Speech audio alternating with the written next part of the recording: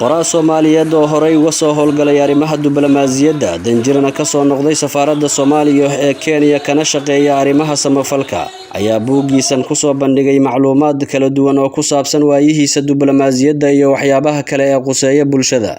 munaasabad si weyn loo soo agaasimay oo lagu soo bandhigay daahfurka buugga danjire oo uu qoray Ambassador Maxamed Cali Nuur Americo oo ka dhacday guryo Samo ayaa waxaa ka soo qayb galay xildhibaano ka tirsan dawladda, wasiiro, aqoon-yahano, siyaasiyiin, haween, dhalinyaro, bahda qalinleyda, gudoomiyaha degmada Kaaraan, taliyaha ciidamada booliska, mas'uuliyiin ka socotay madaxtooyada Soomaaliya iyo marti sharaf kale. ugu horeyn waxaa munaasabada ka hadashay Najmo Maxamuud, gudoomiye ku-xigeenka midowga qorayaasha Soomaaliyeed. runtii barnaamijkan waa barnaamij ama bandhigana waa bandhig ahmiyad gooni leh marka qof khibradeeda leh uu qoro wixii uu khibrada u lahaa iyo waayo aragnimada waxa uu lahaa inuu kaydiyo waa wax runtii bogaadin mudan oo runtii mudan in maxaan ku raahdaa la garab istaago midowga qorayaasha waxay garab taagan yihiin qof kasta oo dalkan iyo dadkan u kaydiya dhaxal.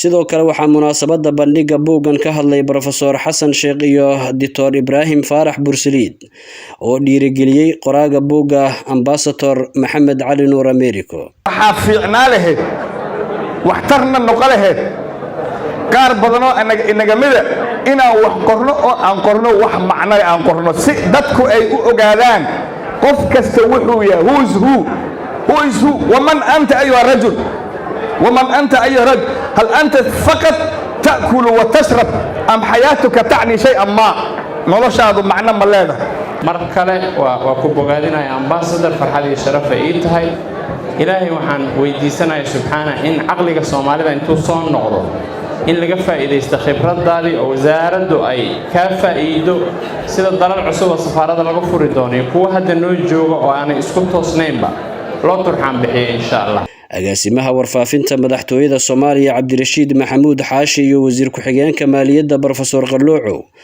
oo ka hadlay xafladda daahfurka buugga danjire ayaa bogaadiyay danjire Americo. dhulkii waqtiga badan gacanta ugu jiray shisheeyaha maanta ayuu soo galay gacanta dalkeena Soomaaliyeed. waxaa maanta ka babanaya calankeena buluuga ah ee cawaale.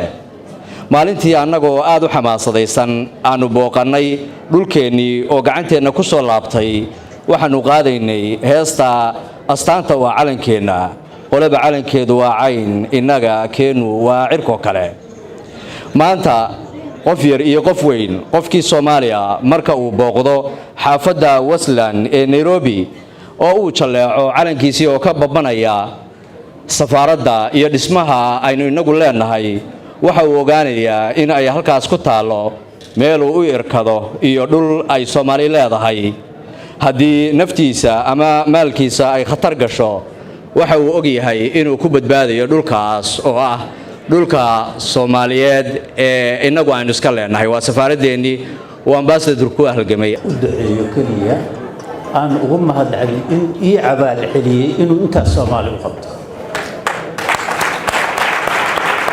marka hortiina ugu duceynaya barwaaq Allah ku siiyo horumarna Allah ku gaarsiiyo. kharashka lacageed ee ka soo xarooda buugga danjire ee uu Ambassador Americo qoray ayuu u hibeeyay hay'adda Yasmin Foundation oo gacanta ku hayso iskuulo ay wax ku bartaan caruur agoon ah, kuwa maqalka iyo aragga naafaka iyo kuwa danta yar, iyagoona u mahadceliyay Ambassadorka.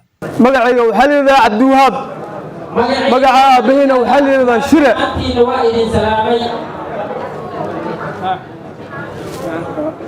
Ambassador Maxamed Cali Americo wana caawiye aadna u mahadsan yahay. sidaas ayuu leeyahay. waa mahadsantiin dhawaantiin soo dhawaada aduu yiri. dhammaantiin waa idin salaamay. magaceedu Dul Axmed ayaa magaceeda la yiraahdaa. dhammaantiin waa mahadsantiin. ambassadorka si fiican ayuu noo caawiyay. sidaas ayaa leedahay. Maxamed Cali Nuur Americo ayaa munaasabada daahfurka buuggan uu ku soo bandhigay Muqdisho sheegay in buuggan ku qoray daraasado fara badan kuwaas oo uu ka sameeyay taariikh nololeedkiisa, waayihiisa diblomaasiyadda, socdaalkiisa nabadda iyo waxyaabo kale uuna ku howlanaa muddo 3 sanadood.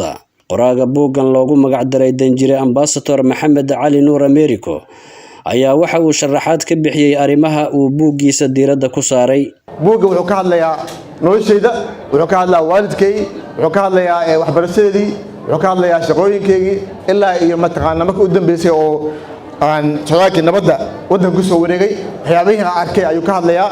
aad iyo aad buu mataqaanaa aan rajeynaya inaad iibsataan buugga si la sheegay lagu soo celceliyey. hadduu ilaahay idhaahdo dabcan qalis baa ku baxay, waqtiyaa galay, laakiin go-aankaa gaaray wuxuu ahaa inaan buuggaas waxa ka soo baxo cad ka soo baxdo aan kulli ku wareejiyo hay-adda Yasmin Foundation. hay-addaas waxay qabato waa la sheegay. insha Allah tacaala waxaan rajeynaynaa inaan sii badino, sii kordhino. waxaan kaloo rabaa inaan u mahadceliyo macallimiintii ardadii halkaan soo istaagtay oo iyadoo habeen ay tahay oo iyadoo weliba dadka mataqaanaa baahida gaarka qaba ay yihiin inay caawi yimaadaan aad ay u mahadsan yihiin. Cabdiwaxiid Cabdulaahi Daahir, warbaahinta Dalsan, Muqdisho. si aad ugu adeegato Premier Wallet kaliya taabo batanka Pay ku aadi kaamirada QR-ka goobta aad wax ka iibsanayso, geli lacagta iyo faahfaahin kooban, taabo Next kadibna Confirm, ugu dambeyntiina geli MPIN-kaaga si aad u dhamayso iibsashada. Premier Wallet waa habka ugu casrisan ee aad ku adeegan karto maalin kasta.